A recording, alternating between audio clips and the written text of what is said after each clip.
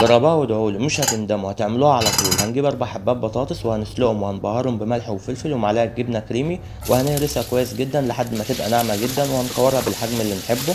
خلاص بعد كده هنيجي في طاسه على النار وهننزل ببصلايه متقطعه شرايح ومعاها توم وجنزبيل مفروم او مبشور، واول ما تدبل وتاخد لون هننزل بصدر دجاج، واول ما لونه يتغير هنبهره بملح وفلفل وبابريكا وكاري ورشه بقدونس او كزبره ناشفه، واول ما الدجاج يستوي بننزل بالفلفل الاخضر او الالوان ومعلقه صويا صوص وجبنه كريمي، وكده الخليط بتاعنا جاهز.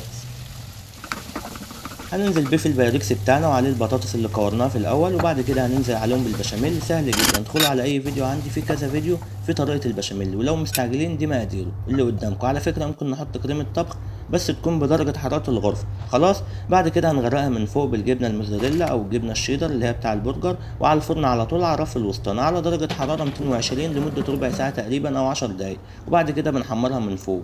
وبالعافيه عليكم.